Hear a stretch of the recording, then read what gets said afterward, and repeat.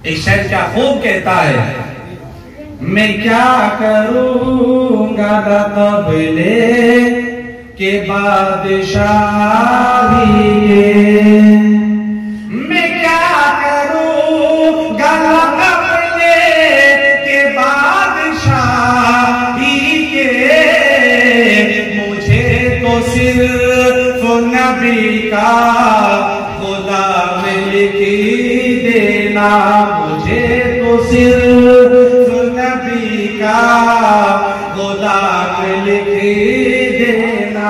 पढ़ने वाले बच्चे मामूली नहीं है, इनके कदमों के नीचे फरिश्ते पर बिछाते हैं।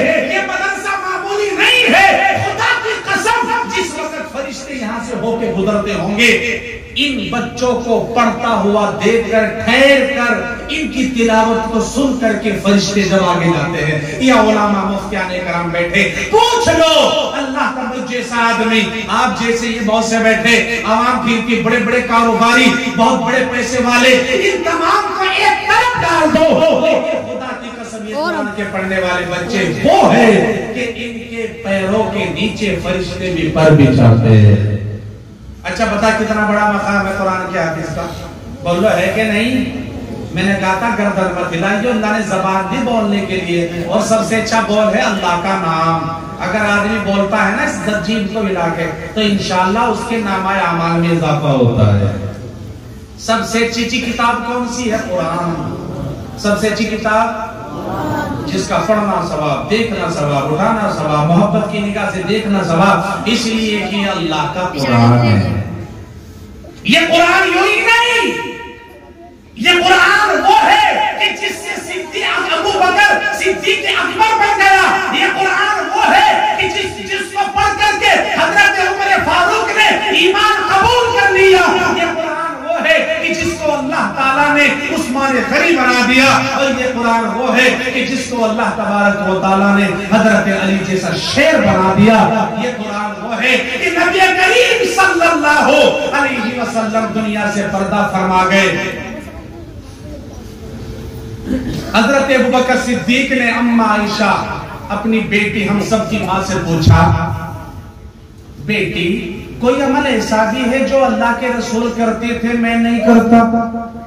फरमाया वैसे तो आप हर अमल करते हो, लेकिन एक अमल है जो अल्लाह के रसूल करते थे मैंने आपको करते हुए नहीं देखा। पता मेरी बच्ची कौन सा अमल है?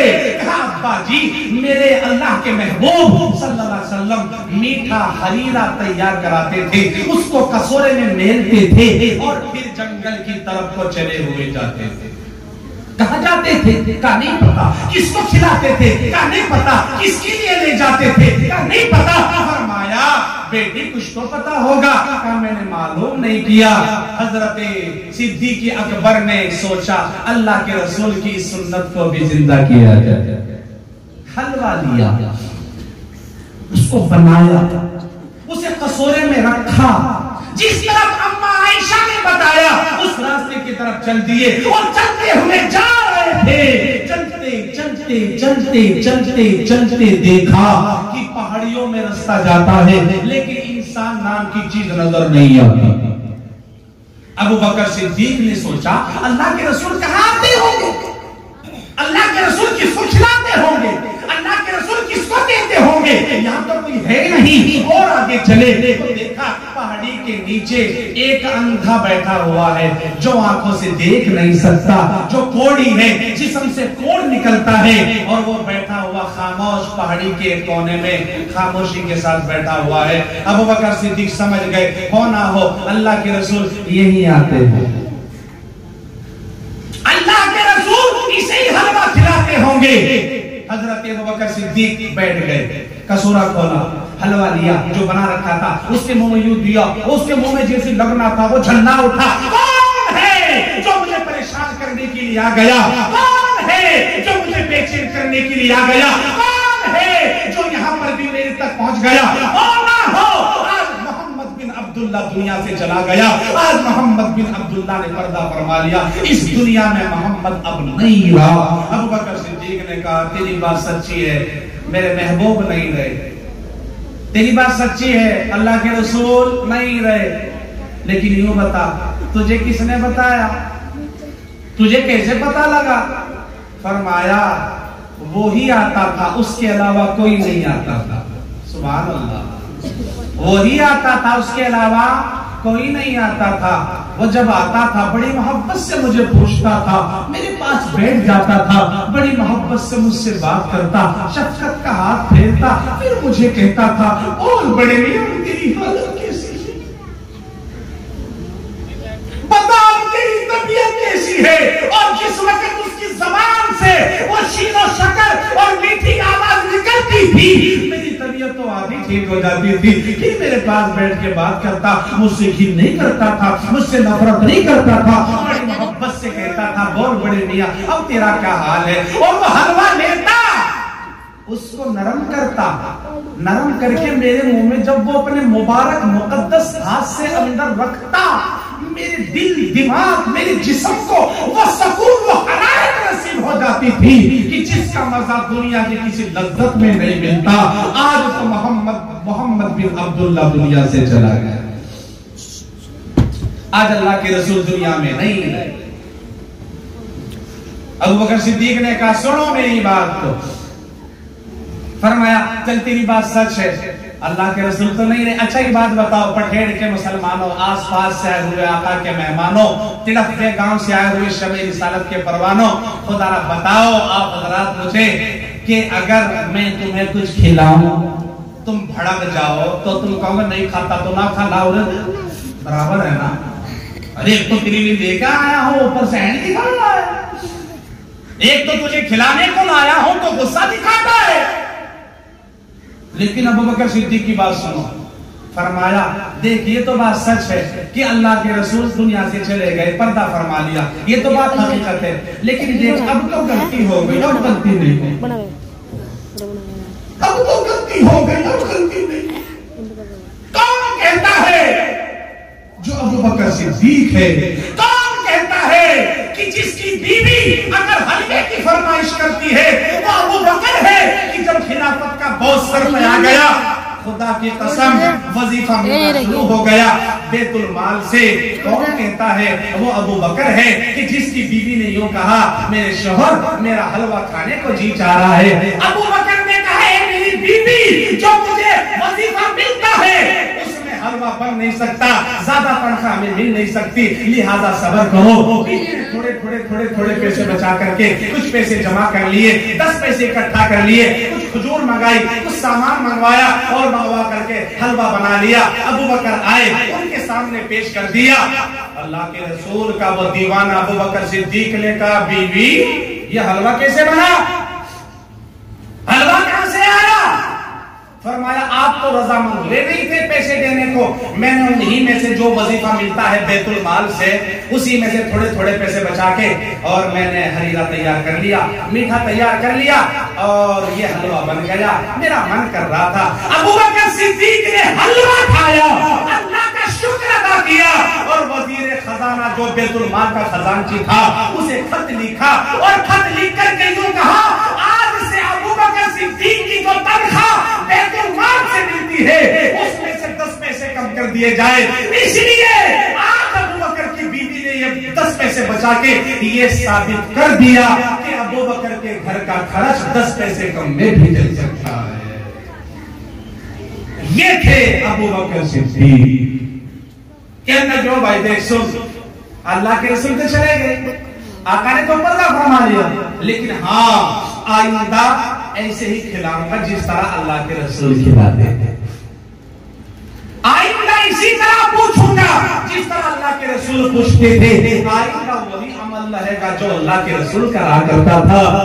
अबू बकर सिद्दीक को उसने कहा अंधे ने ओ तू है कौन, तवज्जो है, ओ तू है कौन? अबू बकर सिद्दीक ने बड़ी मोहब्बत से कहा कि जी मैं तो अबू बकर हूँ, अल्लाह के रसूल का गुलाम हूँ, मैं तो अबू बकर हूँ। इसे कहते हैं गुलामी। और याद रखो गुलामों की सफ में भी नाम आ जावे तो इंशाल्लाह काम बन जाता है। एक शायर क्या खूब कहता है, मैं क्या करूंगा कबले के बादशाही, मैं क्या करूंगा कबले के बाद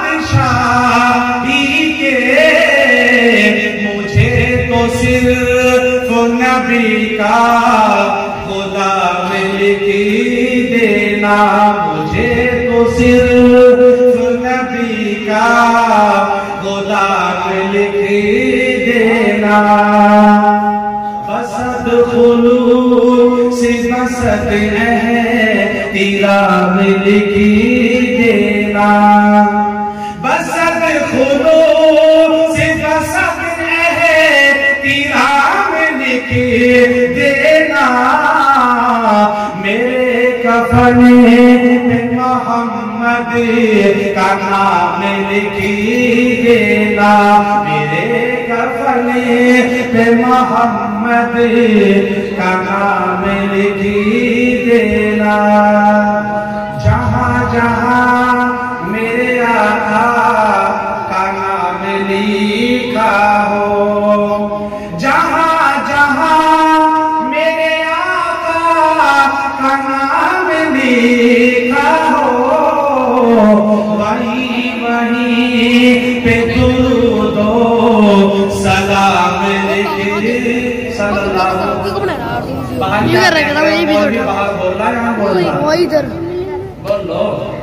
जो आएंगे तो यहीं आएंगे, जवाब दो मुझे जी। अदब नहीं होता मैं यहाँ बोलूँ तुम वहां देखो।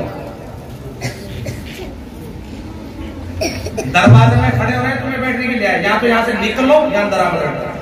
तुम्हें कह रहा हूँ मैं, हंसना नहीं कह रहा हूँ, जाओ यहाँ से।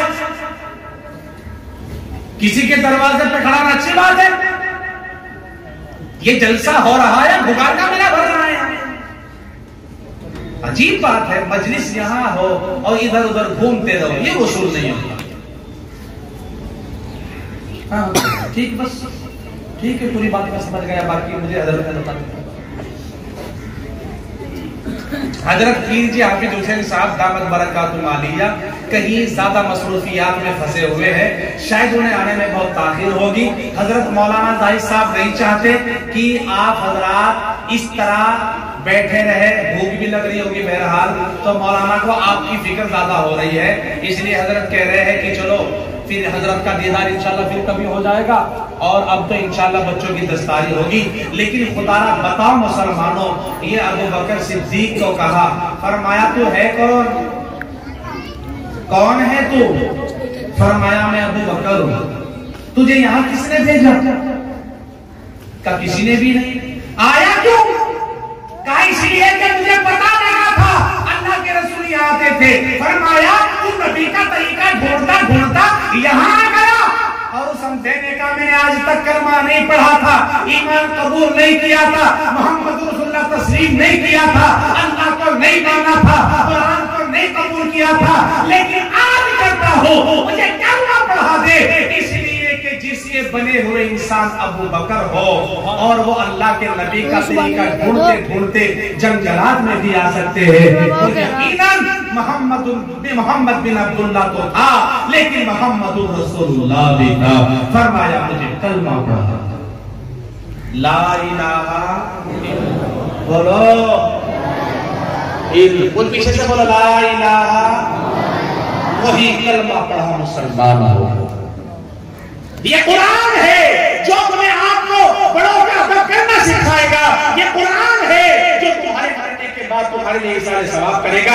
ये जो बच्चे हमारे इस मदरसे में कुरान पाक के हाफिज बने, याद रखो, ये अगर अब्बा की अम्मा की नियत करे ना करे सवाब पहुंचाने की, जब भी पढ़ेंगे तुम्हारी रूह को अल्लाह ताला सवाब अता करेगा।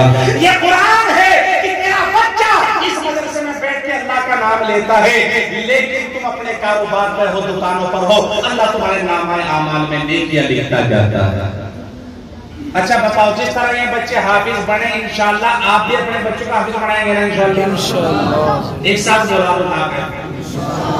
अल्लाह सबको कुरान पाक का हाफिज बनाए। अच्छा, कुरान पाक से बड़ी कोई दौलत है?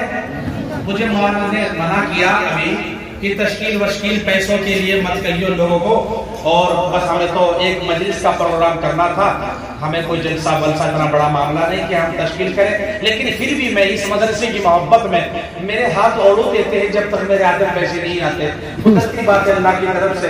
तो इसलिए मैं आपसे बताऊं बात, मैं कल रणसोरा गाँव में था, कहाँ था मैं उस्मान? रनसोरा गांव में था मैं।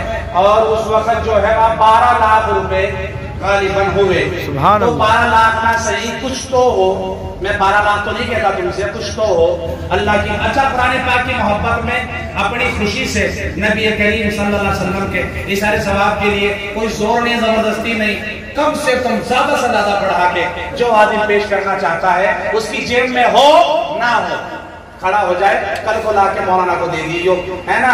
इस मदरसे की तरक्की फुला के लिए इतना बड़ा अल्लाह ने काम कराया, इस मदरसे की मोहब्बत के लिए 10,000 के लिए, 20,000 के लिए, कितने